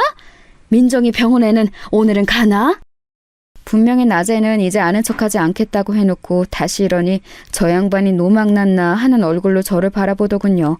그리고는 무슨 일인지 수근거리는 주위 직원들을 보고 얼굴이 벌개지더군요. 욱한 듯 화를 참지 못하는 얼굴로 저벅저벅 저에게 다가왔습니다. 진짜 왜 이러세요? 내가 뭐? 아무렇지 않은 얼굴로 내가 무슨 잘못을 했는지 모르겠다는 듯 대답했어요. 그랬더니 화가 많이 난 듯 보이더라고요. 노망 나셨어요? 내가 내 사위한테 박서방이라고 그러니까 뭐? 아는 척할 수도 있지. 제가 일부러 그렇게 큰 소리로 말하니 그 자식은 더 부끄러운 듯 자기 얼굴을 감싸주더니 뒤를 흘낏 보며 눈치를 다시 한번 보더군요. 그 사이에는 바람난 그 여직원도 함께 있었습니다. 아는 척하지 마세요. 쪽팔린다고요. 이렇게 직접적으로 말을 해야 알아들으시겠어요? 진짜 왜 이러세요? 네? 원래 본인의 성질을 참지 못하고 험악한 얼굴로 저에게 그렇게 소리 지르더군요. 그 모습을 옆에서 가만히 보고 있던 동료 경비원이 사위의 행동을 더 이상 참지 못한 듯 벌떡 일어났습니다. 사위가 장인에게 할 말이 있고 못할 말이 있지. 자네 지금 뭐 하나? 요즘 젊은 것들은 하여간. 그 경비원의 말을 듣고는 사위는 눈이 돌아갈 듯 보였습니다. 이 아저씨도 노망이 났나? 지금 1층에서 경비나 보는 주제에 이 회사 정직원한테 이래라 저래라를 해? 주제도 모르고? 단체로 미쳤어? 그러면서 동료 경비원분 어깨를 툭 치길래 화가 나서 더 이상 참을 수가 없었습니다. 저놈의 버르장머리를 제대로 응징해줘야 하겠다는 생각밖에 들지 않았어요. 자네 당장 나 따라와. 그렇게 말하고는 앞장서 걸었습니다. 잠시 뒤에서 가만 서서 상황 파악을 하는 듯 보이던 사위가 이내 저를 따라오더군요. 아니 지금 대체 무슨 짓을... 시끄럽고 따라와. 처음 보는 제 단호한 모습에 살짝 놀란 듯 하더라고요. 저는 곧장 엘리베이터를 타고 제일 위층을 눌렀습니다. 아니 지금 미치셨어요? 어딜 가시는 거예요? 작은 사위가 제가 누른 층을 보고 기겁을 했지만 아무 대답을 하지 않았어요. 당연히 놀랐겠죠. 그 층은 이 회장의 사주이자 제 친한 아우가 있는 층이니까 말입니다. 물론 저랑 친하다는 사실은 작은 사위는 몰랐지만요. 맨 위층에 도착해 무작정 들이닥치는 저를 보고 놀란 직원이 말릴 새도 없이 회장실로 들어갔습니다. 그리고는 소리쳤어요. 자네 직원들 인성관리를 대체 어떻게 하는 건가? 제 큰 목소리에 놀라서 아우가 저를 올려다봤습니다. 그리고 그보다 더 놀란 둘째 사위가 제 손목을 잡아 끌었어요. 진짜 미치셨어요? 아이고, 회장님 죄송합니다. 빨리 나가요. 나가서 마저 이야기하세요. 그렇게 저를 잡아 끌던 사위의 행동이 멈춘 건 회장, 그러니까 아우의 태도를 보고서였어요. 아이고 형님, 무슨 일로 여기까지 올라오셨어요? 내려오라 하시면 제가 당장 내려갔을 텐데. 그 말에 그 안에 있던 비서실 직원들과 사위 모두의 행동이 멈췄습니다. 내가 지금 그런 거 따질 정신도 기분도 아니고. 자네! 하고서는 아우의 얼굴을 한 대 때렸어요. 물론 세게 때리지는 않았습니다. 하지만 정말 모두가 놀랐어요. 당연히 그랬겠죠. 1층에서 일하던 경비원이 회장실로 올라온 것도 모자라 그 회장이 경비원이랑 아는 사이 같은 것도 믿기지가 않을 텐데 그 경비가 회장 얼굴을 때리다니요. 이게 무슨 드라마 같은 상황인가 싶었을 겁니다. 뭐진 몰라도 형님이 이렇게까지 화가 많이 나신 거면 제가 무조건 잘못한 거겠죠. 뭐든 제가 무조건 잘못했고 형님이 하시라는 대로 하겠습니다. 근데 무슨 일이세요? 아우는 화난 기색이 하나도 없이 오히려 저에게 잘못했다 고개를 숙였고 그 모습에 또 모두들 한 번 더 놀란 것 같았습니다. 저는 제 손목을 잡고 있던 사위의 팔을 거칠게 떼어낸 다음 아우를 향해 말했어요. 자네가 자네 직원들 인성교육 하나는 제대로 시킨다 하지 않았나? 나쁘게 살던 사람들도 개과천선 시킨다고 자신만만했잖나. 근데 회사에서 불륜이라니. 그리고 경비 본다고 사람을 무시하고 말이야. 이런 직원들은 뭔가, 저희 그 말에 아우는 상황 파악이 된 듯 제 옆에 있던 사위를 보더군요. 사위가 움찔하는 게 느껴졌습니다. 저희 장인어른이랑 아시는 사이세요? 그 말에 아우가 사위를 한 번 쓱 보더니 어딘가 쌀쌀맞은 말투로 대답했습니다. 내 생명의 은인이자 가족만큼 소중한 형님이시지. 자네 이 회사 낙하산인 거 알지? 그거 내 낙하산이었어. 네? 작은 사위는 정말 몰랐다는 듯 눈이 휘둥그레졌습니다. 그리고는 그때부터 제 눈치를 보며 설설 기기 시작하더군요. 장인어른, 제가 정말 잘못했습니다. 뭔가 오해가 있으신 것 같으니 그건 저랑 따로 푸시고 일단은 고정하세요.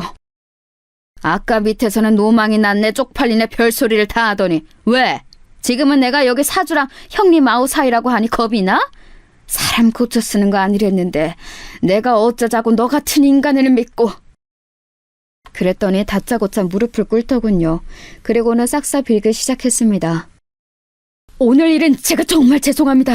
장인어른, 그리고 다른 말씀하신 일은 아무래도 오해가 있는 듯하니까 제 이야기 한 번만 좀 들어주세요. 오해? 오해? 내가 니들 둘 팔짱 끼고 모텔 들어가는 모습을 내 두 눈으로 직접 봤는데 오해? 무슨 오해? 점심시간에 팔짱 끼고 불륜 들어가서 뭘 하는데? 뭘 했길래 오해야? 그렇게 말했더니 그 자리에서 굳더군요. 그것까지 제가 본 건 정말 예상하지 못했던 일이었나 보더라고요. 굳은 사위를 보고 다시 아우에게 시선을 돌렸습니다.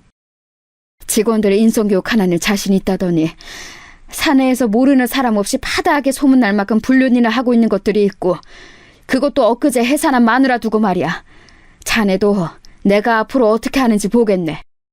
아우가 다시 한번 저에게 죄송하다며 꼭 조치를 취하겠다며 형님 화푸시라고 사과를 했고 여전히 놀란 듯 정신을 차리지 못하고 있는 사위를 두고 회장실을 빠져나왔습니다. 비서실 직원들과 무슨 일인지 보러 온 다른 직원들 몇몇이 앞에 서서 이 모든 일을 보고 있더군요.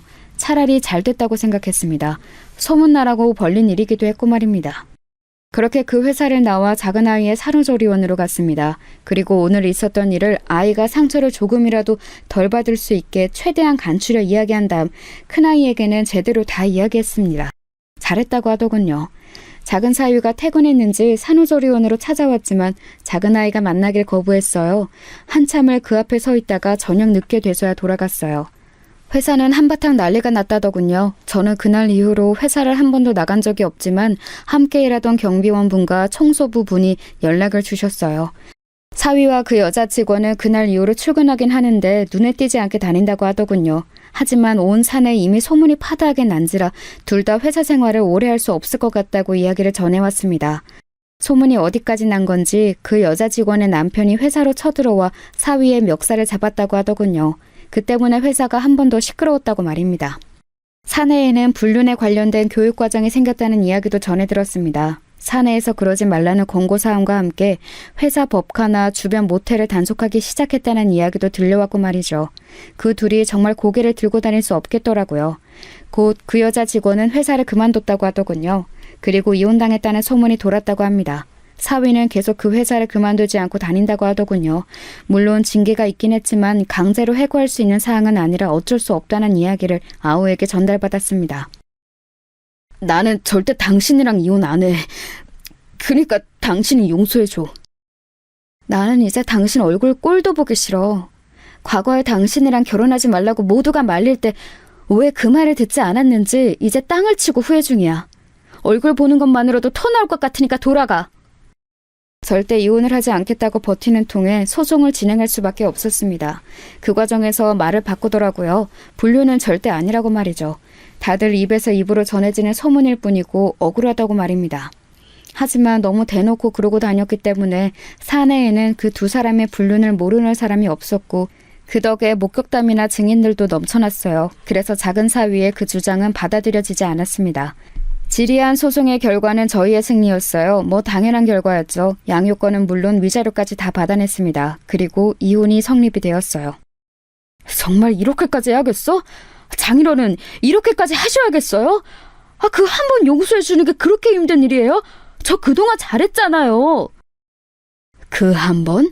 자기 마누라 애 가진 동안에 장인어른이 소개해준 회사에서 여자랑 붙어먹은 게 한 번 용서해 줄 일이야? 그게 용서받을 수 있는 일이라고 생각하나? 정이란 정은 다 떨어져서 당신 얼굴 보는 것도 역겹다고 했지. 난 당신이랑 절대 다시 못 살아. 그러니까 그냥 포기하고 돌아가. 저희가 절대 받아줄 것 같지 않자 이제는 태도를 바꾸더군요. 그렇게 좋다고 매달려서 결혼해줬더니 이제 와서 이렇게 나를 버려? 안 그래도 내가 그때 왜 그랬는지 땅을 치고 후회 중이야. 그렇게 작은 사위와의 마지막이 끝이 났어요. 그 뒤로 한동안은 소식을 들을 수 없었습니다. 하지만 이내 소식이 들려오긴 했어요. 그 인간은 정말이지 변하지 않더군요.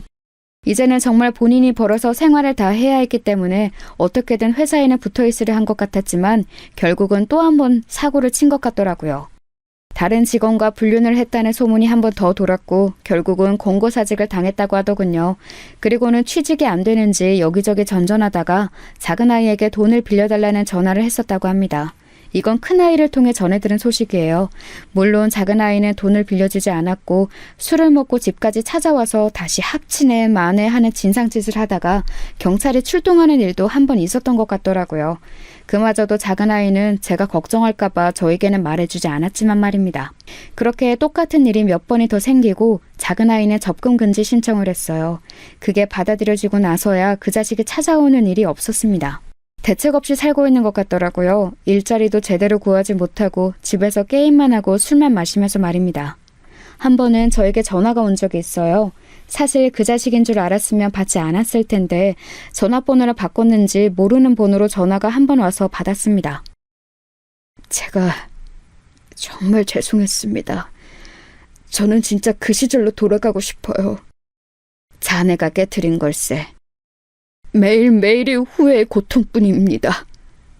그러게, 그런 짓은 왜 저질렀나? 저는 정말 민정이가 이렇게까지 모질게 저를 잘라낼 줄은 몰랐어요. 언제까지 그 아이가 자네한테 죽고 못 살 줄 알았나? 아버님이 민정이한테 잘 이야기해 주실 수 없을까요? 저희 가족 다 행복했던 시절도 있었잖아요.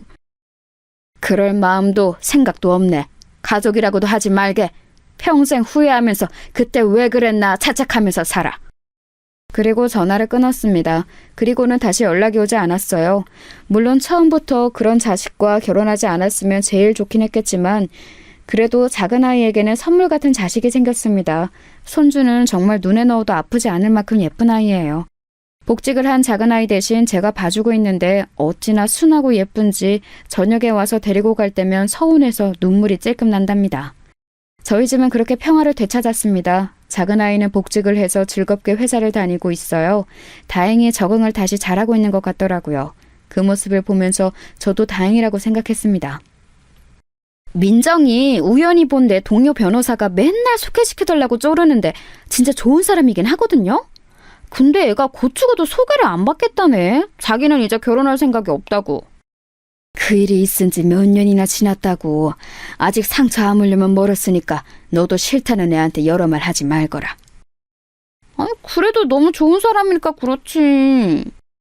하며 푸념하는 큰아이에게 그러지 말라 당부했지만 정말 아까웠는지 작은아이 몰래 자리를 맡는 것 같더라고요.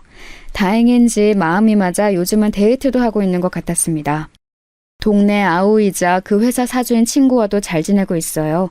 사실 그날 얼굴을 때린 걸 바로 저녁에 사과했었습니다. 내가 감정을 못 이기고 그만. 미안하네. 아닙니다, 형님. 충분히 화가 나실 만한 일이죠. 그렇게 잘 해결됐어요. 이제는 그 아우도 회사를 자식에게 물려주고 뒷방 늙은이 신세가 됐다며 하루가 멀다 하고 저희 집에 놀러를 오는 통에 제가 지겨울 정도입니다. 지금에 와서 돌이켜보면 그 모든 일이 없었던 일같이 느껴질 만큼 아득하기도 해요. 물론 가족 전체에게 상처를 준 일이지만 저희는 잘 극복했고 극복해 나가고 있으니까 말입니다. 지금 내가 누리고 가지고 있는 것을 당연하다 생각하고 주변 사람들에게 상처를 주는 일을 하면 언젠가 뼈저리게 후회할 날이 온다는 것. 그게 교훈으로 남은 일이었어요. 물론 저희 집 식구들 중에서는 그 자식 같은 나쁜 자식은 없지만 말입니다. 이 사연을 듣고 계시는 여러분들도 지금 현실에 있는 내 친구와 가족을 당연한 거로 생각하고 실수하는 일이 없으셨으면 합니다. 잃어보면 그게 얼마나 소중한지 뼈저리게 깨닫게 되니까요. 그리고 모든 건 그 전으로 되돌릴 수 없다는 사실도 말입니다. 긴 이야기 들어주셔서 감사합니다. 오늘 하루도 평안한 하루 되세요.